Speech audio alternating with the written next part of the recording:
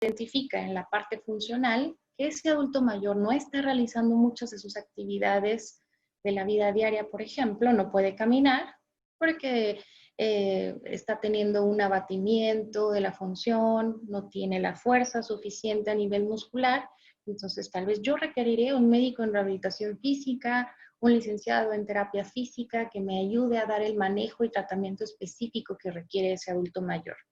Pero como geriatra, como una persona que ve a adultos mayores en general, si nunca se hace esa detección, de ahí que muchos de estos adultos mayores pueden perder la oportunidad de buscar a otros profesionales de la salud que los ayuden en estas enfermedades.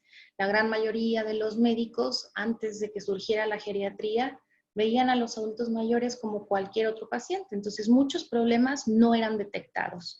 Y el problema principal es que esos trastornos no detectados nos pueden llevar a que ese paciente ya no revierta más adelante ese problema, es decir, no tenga un tratamiento ya porque ya pasó demasiado tiempo. Y además de eso, existe también una situación de que si no detectamos adecuadamente esa problemática, podemos dar un tratamiento inadecuado, que no sea racional, que no sea acorde, no nada más a la parte de la edad, sino también acorde al aspecto social, al aspecto mental de ese adulto mayor. Y por último, el nivel asistencial también es algo que diferencia la geriatría, porque dentro de la geriatría buscamos abordar a ese adulto mayor en diferentes etapas, dependiendo de ese nivel, de esa etapa en la que se presentan, podemos encontrarles diferentes niveles de asistencia. Es decir, si un adulto mayor idealmente tiene nada más una infección de vías urinarias, lo voy a ingresar a una parte donde nada más se vea esa situación aguda, pero en su recuperación, tal vez muchos de ellos simplemente vayan de regreso nuevamente a su casa. Tal vez otras personas vayan a requerir una estancia de convalecencia, algunas de esas personas tal vez van a requerir institucionalizarse y todos ahorita me van a preguntar por qué, si solo se trata de una infección de vías urinarias. Pero la inmovilidad que a lo mejor le causó a esa persona tener, por ejemplo, una pielonefritis, que haya estado hospitalizado 7 días son suficientes para que un paciente geriátrico pierda tanta fuerza que muchos de ellos se van a sentir debilitados como si cualquiera de nosotros hubiera pasado por una cirugía. Entonces, de ahí la importancia de definir qué nivel asistencial, dónde se va a colocar a ese adulto mayor para su tratamiento. Lo vamos a ir viendo conforme vayamos viendo estas enfermedades, pero además de eso quiero comentarles algo que vieron en el capítulo, es un aspecto muy importante para nosotros porque la geriatría intenta no solamente abordar estas enfermedades crónico-degenerativas y ver cuántos años de evolución tiene el paciente hipertenso, qué complicaciones ha tenido debido a esa hipertensión o otros factores de riesgo cardiovascular, por ejemplo, que lo hayan llevado a tener otras enfermedades, sino que también buscamos algo que se llama síndromes geriátricos. Los síndromes geriátricos, así como cualquier síndrome, van a ser un conjunto de síntomas y signos que van a tener características en común, pero lo más importante de un síndrome geriátrico es que recibe su nombre debido a que son situaciones en las que los adultos mayores tienen una alta prevalencia de ese síndrome, por eso se llama geriátrico, y además de que pueden tener muchas causas como cualquier síndrome, lo más importante es que la mayoría de estas situaciones pueden llevar a los adultos mayores a discapacitarse fácilmente. Entonces, aquí puse una pequeña tablita de lo que también le llamamos nosotros los grandes síndromes geriátricos. Les decimos, es una forma, pues, mnemotécnica también de aprendérselo. No es la única forma. Le llamamos las IES de la geriatría, porque en la mnemotecnia, en este caso, en la tabla, como pueden ver, todas empiezan con I.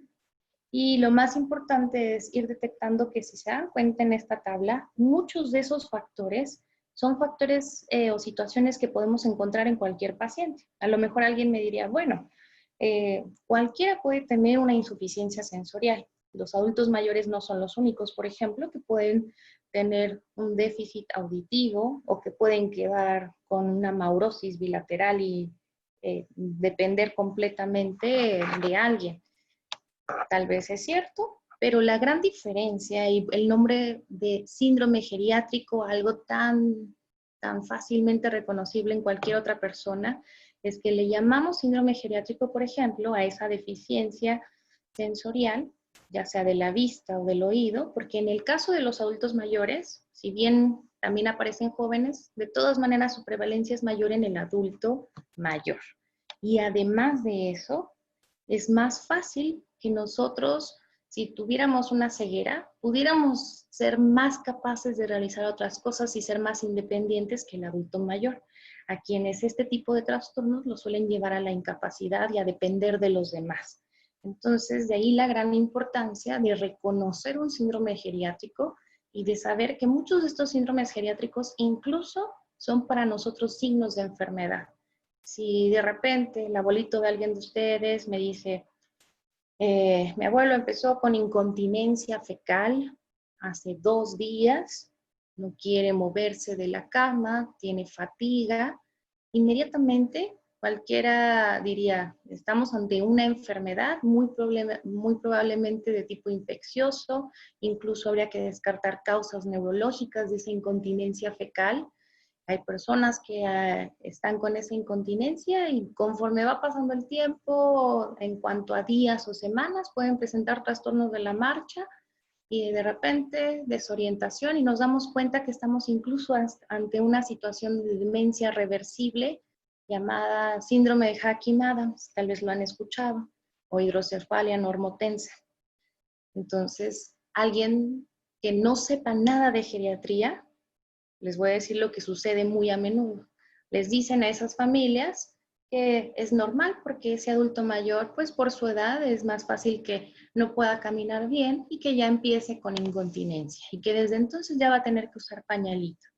Y es así como esa demencia es de las pocas que son reversibles, esa hidrocefalia normotensa que pudiera haberse arreglado simplemente extrayendo ese líquido cefalorraquídeo, dejan pasar esos años y ya tenemos entonces complicaciones y secuelas que ya no se pueden revertir.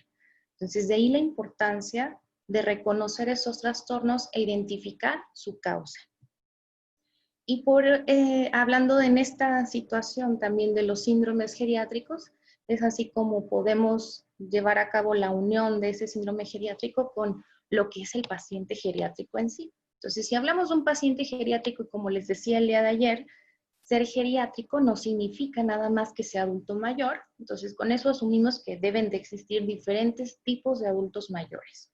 Podemos considerar en México que la población de adultos mayores se considera a partir de los 60 años. Muy recientemente están considerando que sea más de 65 años o más, como en otros países europeos, e incluso en algunos otros lugares podemos encontrar que a veces se considera el adulto mayor a partir de los 70 años. Sin embargo, además de la edad, podemos definir al tipo de paciente dependiendo de sus características clínicas, sociales, la presencia o ausencia de síndromes geriátricos y vamos a ir viendo también cómo, dependiendo del tipo de adulto mayor, se presentan de manera diferente ante las enfermedades. Entonces tenemos 4 tipos. Aquel adulto mayor o anciano que consideramos que es sano, al adulto mayor que consideramos enfermo, al adulto mayor frágil y al adulto mayor que es geriátrico o también llamado paciente geriátrico. Entonces vamos a ver que en estos dibujitos, no muy bonitos que digamos, pero podemos identificar más que nada el concepto. Un adulto mayor sano va a ser una persona que además de la edad avanzada, lo más importante es que no tiene enfermedades crónico-degenerativas que sean de manera pues, objetiva, conocidas por el mismo paciente o reconocidas por el médico. Es independiente para sus actividades instrumentales que vamos a ir viendo conforme vaya avanzando el curso a qué nos referimos con estas actividades instrumentales. Entonces, ¿qué significa que este adulto mayor sano puede salir de compras, puede tomar el camión, salir a pagar el agua, la luz, puede realizar incluso muchas veces la conducción de su propio vehículo, andando solo, manejar sus finanzas? Y además de eso, tiene una independencia en sus actividades básicas de la vida diaria, es decir, aquellas como bañarse, vestirse, comer solo, no requiere ayuda para nada de eso. Este adulto mayor, entonces, sabiendo que tiene esta capacidad de independencia y no tiene esas enfermedades, podemos ver que su comportamiento ante una enfermedad es que si ese adulto mayor presentara una fractura de cadera, por ejemplo, lo más probable es que tienda de manera muy baja a tener alguna dependencia asociada a esa fractura de cadera. Entonces, yo esperaría que ese adulto mayor sano se comporte de una buena manera ante la enfermedad, que se recupere de su fractura de cadera, que si le ponen una prótesis total, que fuera lo ideal para buscar la mejor movilización, que ese adulto mayor estuviera caminando a las 48 horas con apoyo parcial y empezando a hacer algunas actividades básicas. ¿Qué probabilidad tendría ese adulto mayor sano, por ejemplo, que pasa con esa fractura de cadera, de terminar inmóvil, postrado en cama, con úlceras por presión? Sería muy bajo su riesgo. Entonces, si yo identifico a ese adulto mayor, inmediatamente diría, es candidato a que lo operen, a que tenga su tratamiento y que se lleve todo a cabo para que se recupere, porque lo va a hacer muy probablemente rápido y con una baja tendencia a generar una complicación como un síndrome geriátrico. Y ahora vamos a ver el otro lado de la moneda, aquellos adultos mayores que consideraríamos ya en la parte como tal frágil o geriátrica. Entonces, ya les mostré ese binomio del adulto mayor sano, cómo de repente puede enfermar. Pero también el adulto mayor frágil y geriátrico van a enfermar y lo más probable es que enfermen más rápido, más fácilmente, es decir, van a tener muchas más enfermedades de manera continua, reingresos hospitalarios, son personas que van a tener mayor riesgo de mortalidad.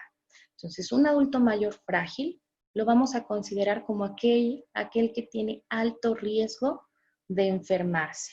Primero, porque además de tener su edad avanzada, ya va a tener la prevalencia de otras enfermedades crónico-degenerativas que aunque en ese momento puedan estar compensadas, pueden descompensarse fácilmente.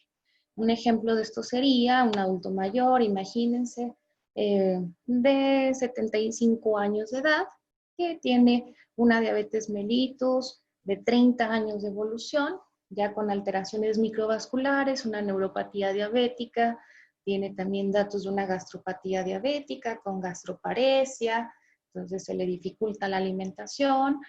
Entonces, ese adulto mayor, además de eso, si nosotros pensamos en el momento en que se enferme, es más fácil que tenga un riesgo de complicarse más que el adulto mayor sano que platicamos hace rato. Este adulto mayor frágil además se va a caracterizar porque ya va a depender en alguna actividad que va a ser un poco más avanzada en el aspecto instrumental. Es decir, yo no esperaría que ese adulto mayor con diabetes y sus complicaciones, por ejemplo, en el caso de la neuropatía, esté caminando adecuadamente.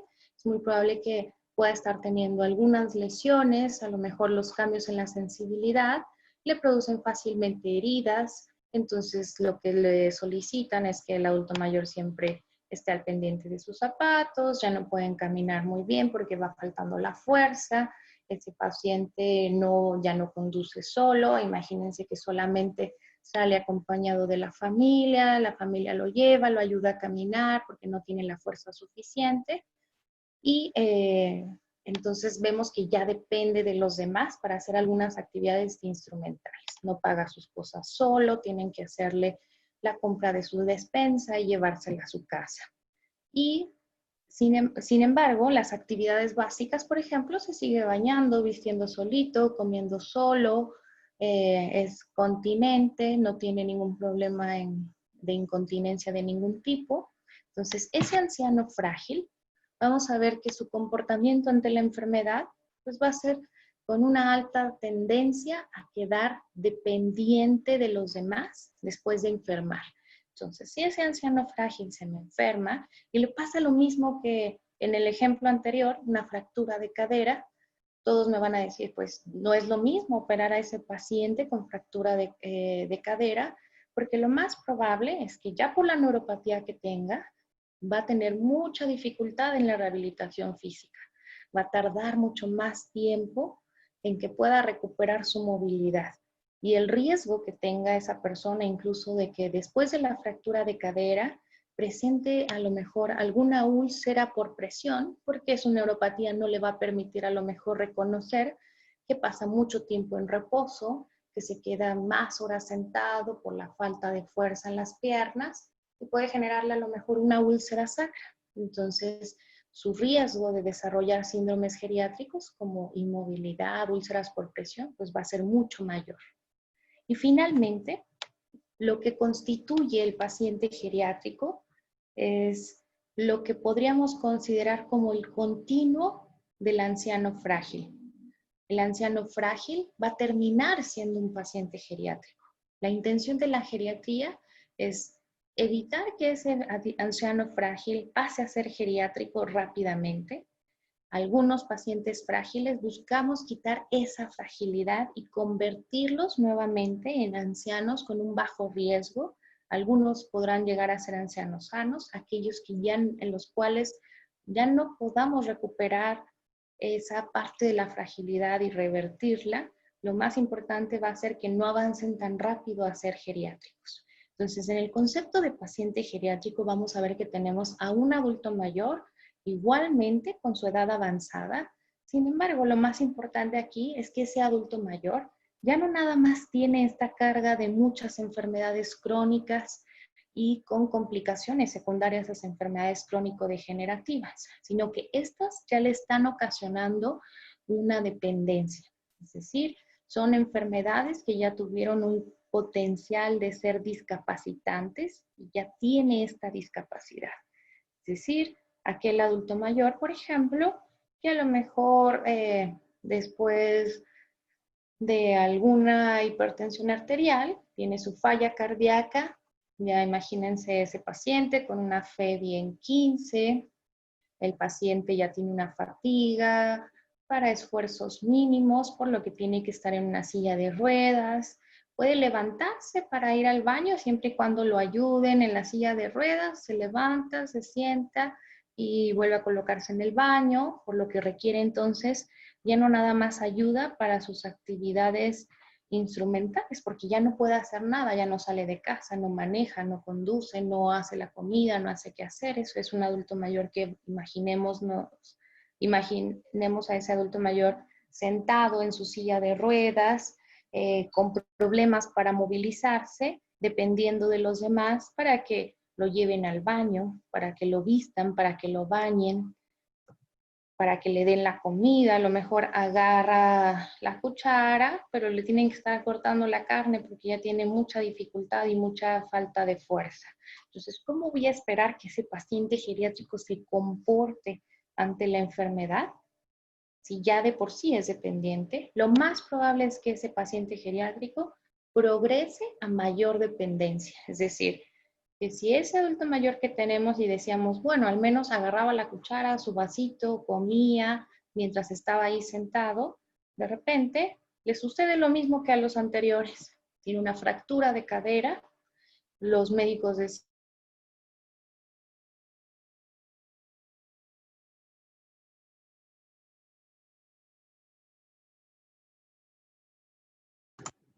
¿Se que trabó? ese paciente ya no caminaba, a ponerle una... ¿Cómo? Se quedó trabada, Es doctora. que se trabó. ¿Se trabó ahí un poquito? Ah, es que sí, ya me apareció el mensaje de que está inestable la conexión. ¿Ahí ya me escuchan bien?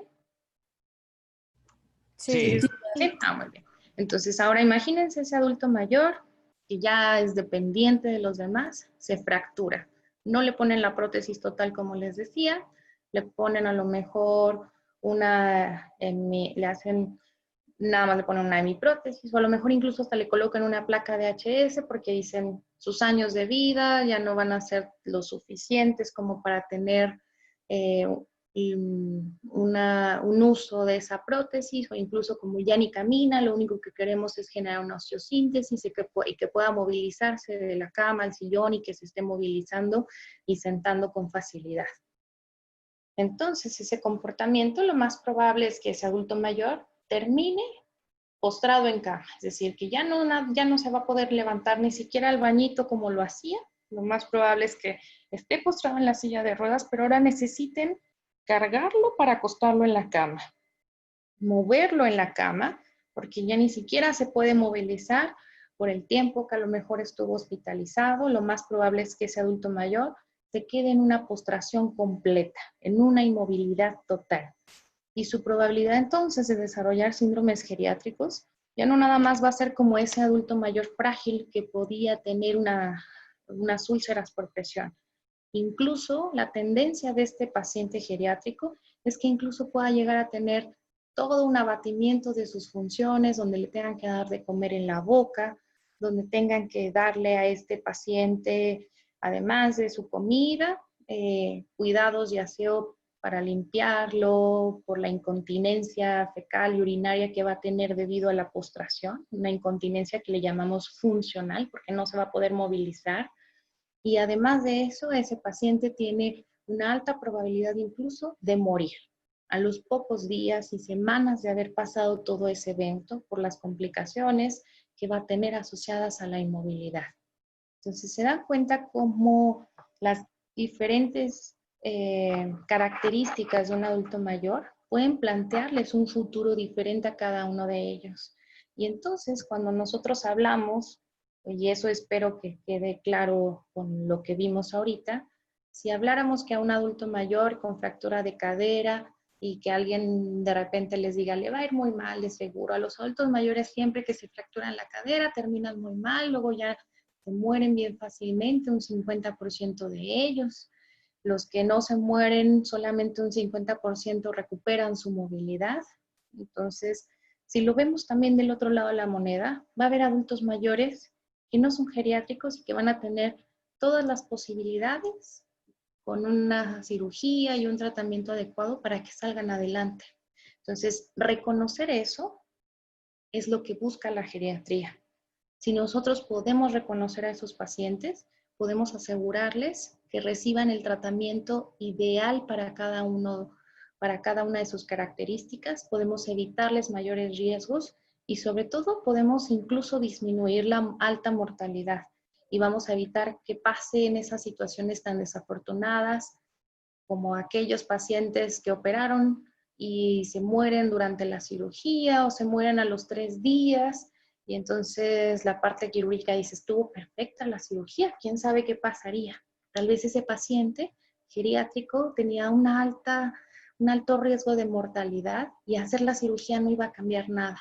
Y a lo mejor hubiera vivido más si no se le operaba e incluso podría haber tenido una calidad de vida mucho mejor sin una cirugía, solamente fenolizando esa cadera y quitándole el dolor. Entonces, la intención de buscar estos perfiles y de reconocer a un paciente geriátrico es hacer una adecuada valoración geriátrica integral.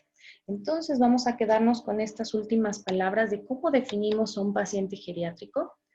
Como lo vieron ustedes en el capítulo y que también lo van a encontrar en las guías de práctica clínica, incluso mexicanas, yo les diría que no las desdeñen con todo lo que vamos a ver en geriatría, porque afortunadamente nuestras guías de práctica clínica en lo que respecta a geriatría son pues más nuevas que muchas otras, debido a que la especialidad también no es muy antigua. La edad superior a los 75 años es algo que va a ser uno de los componentes, pero debemos de tener 3 o más de estos componentes. Entonces yo puedo tener a lo mejor un paciente de 60 años, pero tiene 3 enfermedades crónico-degenerativas. Es diabético, hipertenso y tiene hipotiroidismo. Una de sus enfermedades tiene un carácter incapacitante porque a lo mejor esa diabetes mellitus tipo 2 ya tiene su neuropatía diabética y ha tenido pie diabético. Y lo que hace que a lo mejor haya tenido algunos problemas después de la marcha por el tiempo en reposo que ha tenido debido a ese pie diabético. Puede tener a lo mejor mi paciente ninguna de estas complicaciones y solo ser diabético e hipertenso, pero a lo mejor tiene una enfermedad degenerativa como una demencia por enfermedad de Alzheimer, predomina mucho, a lo mejor dicen, pues no tiene otros problemas de salud, pero simplemente el tener esa demencia y ser un paciente de 60 años, aunque no tenga esa edad de 75, y tener a lo mejor una problemática social, porque ese paciente con demencia no lo están cuidando adecuadamente, lo maltratan, abusan de él económicamente, está desnutrido, no tiene contactos, lo tienen que llevar a un asilo porque finalmente es abandonado. Entonces, vamos a ver que 3 o más de estos criterios son suficientes para considerar a alguien un paciente geriátrico. No nada más es considerar la edad. De ahí que por eso quiero que nada más no se queden con la idea de que un paciente geriátrico tenga que tener 75 años o más, porque son 3 o más de estos criterios y que les fue muy bien pues para contestarlo en la parte del examen corto. Y en cuanto a la valoración geriátrica integral, efectivamente, como contestaron en el examen todos, esta valoración es un proceso, como decíamos, diagnóstico, que es dinámico, que va estructurado. Va estructurado porque la intención es detectar problemas, necesidades de ese adulto mayor en 4 esferas. Una esfera que es la esfera funcional, una esfera que es clínica, mental y social. Algunas de estas esferas pueden recibir diferentes nombres en algunos otros lugares. Por ejemplo, la mental, a veces la van a encontrar como esfera psicoafectiva, porque busca detectar también trastornos del afecto en el adulto mayor y problemas psicológicos. Sin embargo, hablar de la esfera mental es mucho mejor porque también no nada más vemos el lado afectivo, sino nos vamos a ir dando cuenta en las clases que también abordamos el aspecto cognitivo del adulto mayor.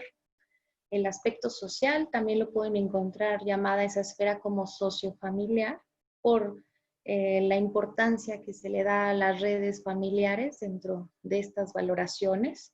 Y el aspecto clínico lo van a encontrar también con otro nombre como llamado como médica, esfera médico-biológica. Finalmente, esa esfera clínica o médico-biológica va a abordar todo lo que ustedes ya normalmente están acostumbrados a hacer en un paciente. La parte del interrogatorio y de la exploración física con el fin de realizar síndromes que vayan a considerarse después nosológicos, etiológicos y que lleguemos a un diagnóstico y tratamiento, que es el manejo que hacemos con todos los pacientes. Y por último, pero de hecho la más importante, las esferas funcionales, es decir, esa esfera funcional no va a recibir otro nombre porque la funcionalidad es uno de los pilares de la geriatría y así se conoce como esfera funcional, que es advertir cómo tenemos a ese paciente respecto a su capacidad para hacer actividades de la vida diaria, desde básicas como bañarnos, vestirnos, comer, instrumentales como conducir, hacer compras, manejar nuestras finanzas, hasta actividades avanzadas de la vida diaria. Aquellos que trabajan y laboran todavía como adultos mayores, que hacen viajes, que hacen ejercicio, que hacen otras actividades sociales. Entonces, la intención con esta valoración geriátrica integral es detectar estos problemas que muchas veces se van a escapar a un interrogatorio y exploración física, porque a lo mejor alguien diría, dentro de nuestras exploraciones y valoraciones típicas en un adulto más joven, difícilmente se va a encontrar a alguien que haya tenido cambios cognitivos si no se le hace una evaluación de su esfera mental. Van a decir, pues sí, pero lo puede detectar el psiquiatra. Efectivamente, pero si nunca es llevado a un psiquiatra, ¿quién lo va a referir? ¿Quién lo va a mandar? ¿Quién va a detectar que tenga una demencia que pueda ser tratada? ¿Y quién va a ser el que decida qué va a pasar con ese adulto mayor? ¿Debe ser llevado a un asilo para que lo cuiden? ¿Es suficiente que se quede en casa? Son preguntas que el día de mañana muchos familiares de adultos mayores les van a preguntar. En la esfera funcional les van a preguntar, ¿ya le podemos poner un bastón? ¿Requiere un andador? ¿Puede todavía hacer terapia física? ¿Se va a recuperar?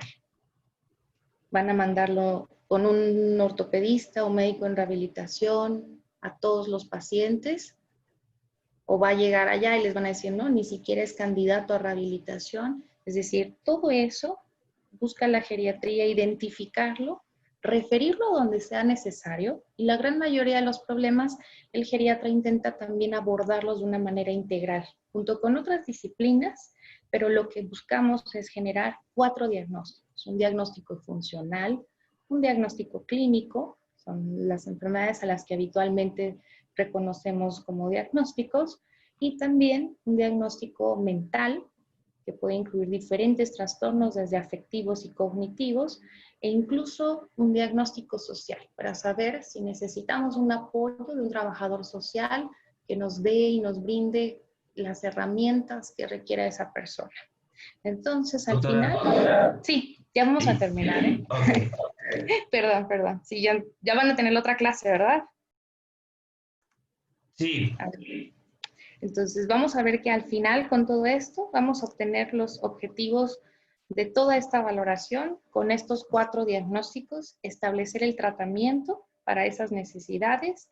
La intención es mejorar su estado funcional y cognitivo, como decíamos, la calidad de vida del paciente, conocer sus recursos sociales con los que cuenta para poder situarlo en el lugar adecuado, evitar que ese paciente sea dependiente, que se reingrese o se institucionalice en un asilo y sobre todo disminuir la mortalidad en esos pacientes. Con eso concluiríamos en cuanto a los objetivos de esa valoración geriátrica integral.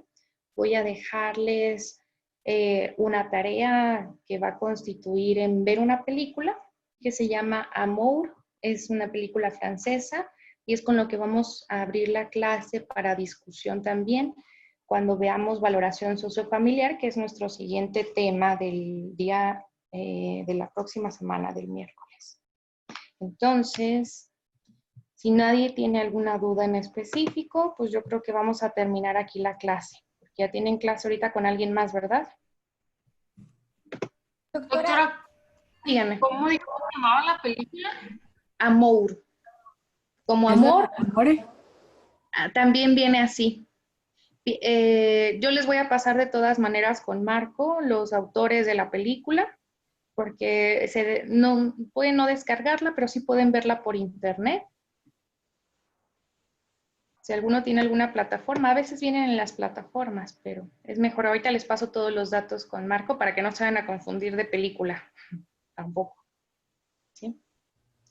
¿Alguien tiene alguna otra duda? ¿No? Bien. Entonces, con eso terminamos la clase del día de hoy. Pues realmente ya nada más lo único que voy a hacer es tomarles una pequeña fotito a todos para tener ahí la evidencia.